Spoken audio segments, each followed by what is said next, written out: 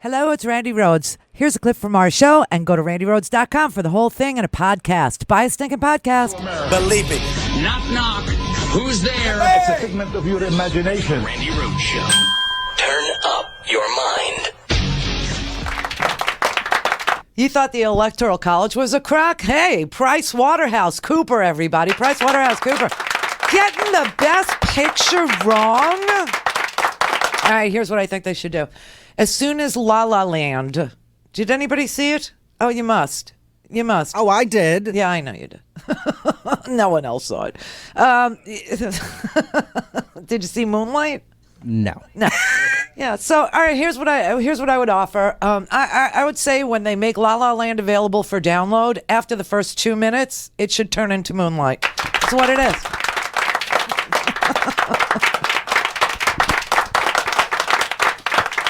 Oh, a terrible, terrible mistake was made. A terrible mistake. And when a terrible mistake is made, you have to correct it as soon as possible. So what I'm saying is we need a special prosecutor to investigate ties to Russia.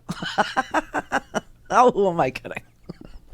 The envelope snafu, that'll be more thoroughly investigated than anything having to do with Russia's involvement in the 2016 election. Now, did you see the people at the Oscars wearing blue ribbons? I had to look that one up. I said, what's wrong now? We've been through so many colors. I didn't even understand.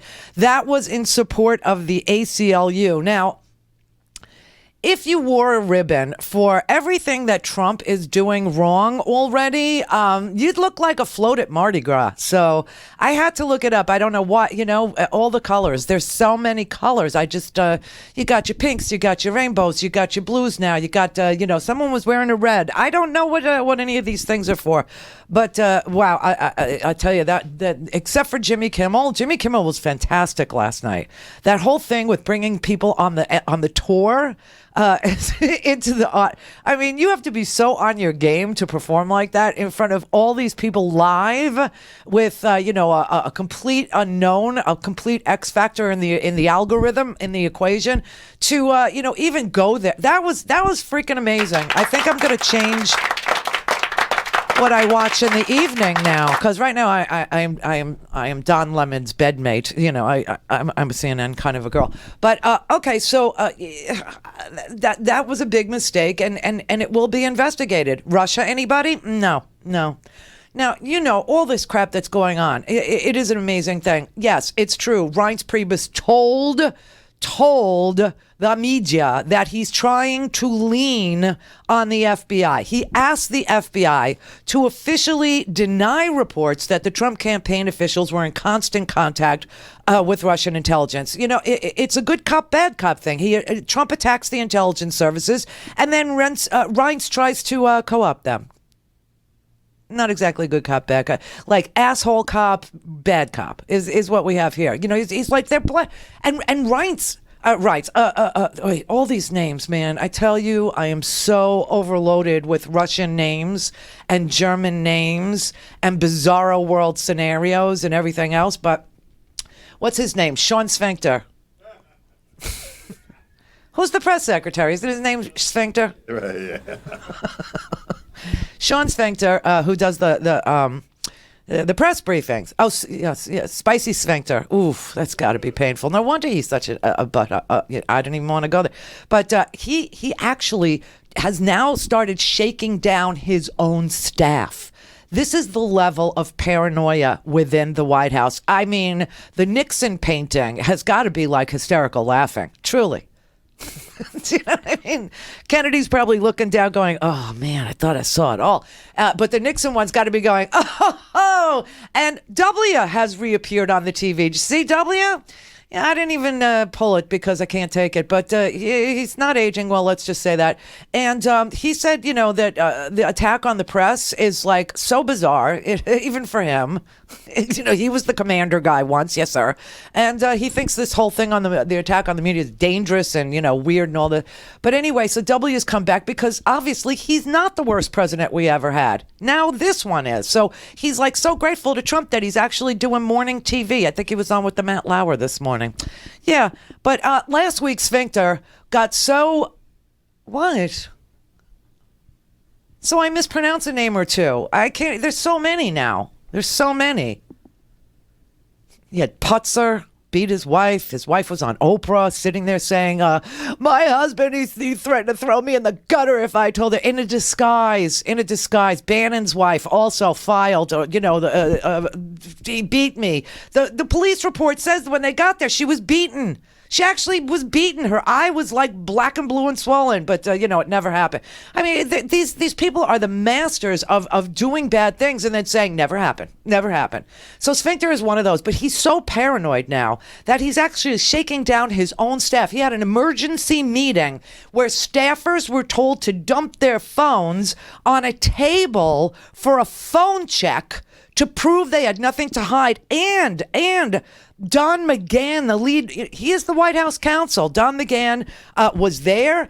He was accompanied by other White House lawyers. They were all in the room. Some of the staffers started crying because they're so stressed out. They start at like 6 a.m. in the press office, in the communications part of the press office. They start at 6 a.m. You've seen West Wing. Mm-hmm.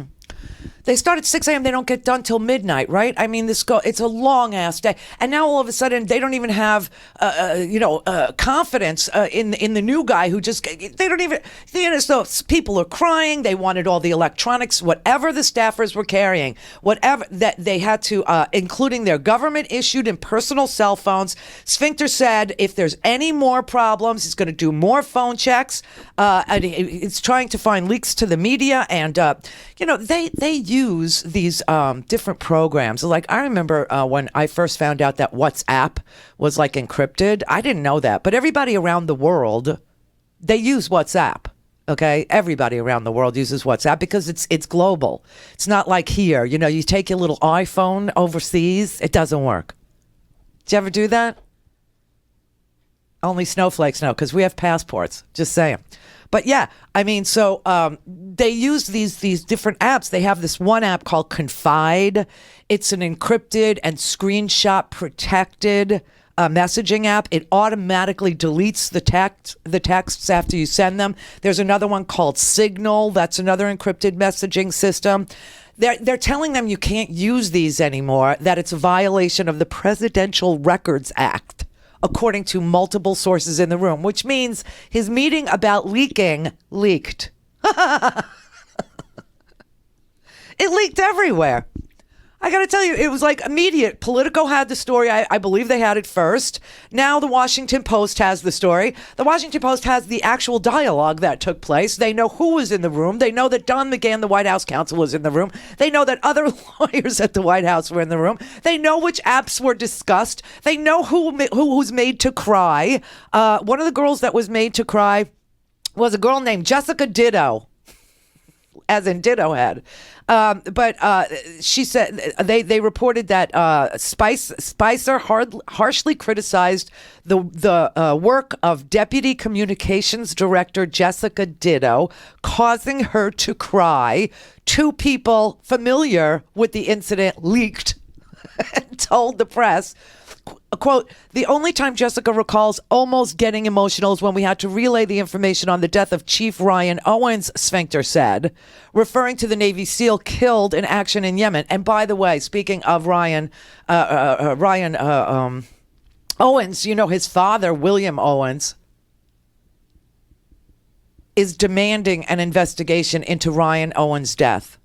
And here's the story. He talked to the Miami Herald. He won't talk to anybody else, but he did talk to the Miami Herald. He lives down here. He lives in a place called Lauderdale by the Sea. I don't want to cause him any more grief than he's already had in his life, but he contacted a reporter at the Miami Herald, and he spoke to her, and he told her that he wants an investigation into the death of his son, that this operation was stupid. He said, this is the quote from him that he told the reporter, why at this time did there have to be this stupid mission when it wasn't even barely a week into his administration? Why? He said, for 2 years prior, there were no boots on the ground in Yemen. Everything was missiles and drones because there was never a target worth one American life. Now, all of a sudden, we had to make this grand display. And then, of course, Trump had said that this mission in Yemen was a fabulous success. It was fantastic. It was just more like fantastical, but he said it was a fantastic success. And he said that if you, and Sphincter said, anybody who criticizes the detractor, anybody who detracts from the raid, those who question its success dishonor Ryan Owens' memory. So Ryan Owens' father, William, said, don't hide behind my son's death to prevent an investigation. I want an investigation. The government owes my son an investigation. And also he said that when his son's body was brought to Dover, to the Air Force Base there's a room where parents, oh God, it must be horrible. There's a room where the parents sit. And they sit there until they're called out to the flight line to the honor guard that takes the flag-draped coffin off of the airplane and presents it to the family. And they were sitting in that room, and the chaplain came in, and the chaplain said, the President of the United States would like to come in and express his condolences. And Mr. Owens said, I'm sorry, I don't want to see him. I don't want to meet the president. And he refused to shake his hand. He said that he didn't want to make a scene about it, but his conscience wouldn't let me talk to him. He said he cringed at the thought of having to shake the hand of Donald Trump, the president who approved the raid in Yemen that claimed his son's life, an operation that he and others are now calling into question. Now, just so you know, this Navy SEAL, Ryan Owens, his brother is also a Navy SEAL. His father was also a Navy veteran. And so they come from a long line of Navy service. And Ryan has served under 3 presidents. He did meet former President Barack Obama, his father said. He pulled out a bunch of photographs and showed them to the Miami Herald reporter. He said, and she saw Ryan with his 2 older brothers playing Army, his wedding picture with his children, with his SEAL teammates, and one of Ryan sitting on the floor in the White House playing with Obama's dogs. So his brother is Ryan was 37 when he was killed. His brother is 42. He's also a Navy SEAL, and he has an older brother who's 44. And they were all inspired by their father, William Owens, who spent 4 years in the Navy and then the Army Reserves, and then became a police officer here in Fort Lauderdale. And he said, he's sickened by this. Now, of course, the White House will tell you that this was an operation approved by Obama. But it wasn't. Obama never signed off on it. They didn't do it because I don't think they thought it was worth doing, because they didn't think they were legitimate targets. Of course, Donald Trump wanted it on the eve of his inauguration, but they had to wait until there was a new moon to do a night raid. You need no moonlight. And what's really disgusting and not pointed out in this article, but as you go through all these newspaper articles and you start looking at all the different topics like the travel ban and then the Yemen raid, and you start to realize when he signed off on the order for the Yemen raid, that was January 26th. When he instituted the travel ban on Muslims from 7 Muslim nations, that was the 27th. The raid was on the 28th. Why would you do anything ahead of a sensitive mission, a raid into Yemen, that bans Yemenis from coming into the country, that might just piss off somebody with information? Maybe they work as a translator with us or, help us. Why would you piss them off ahead of an operation?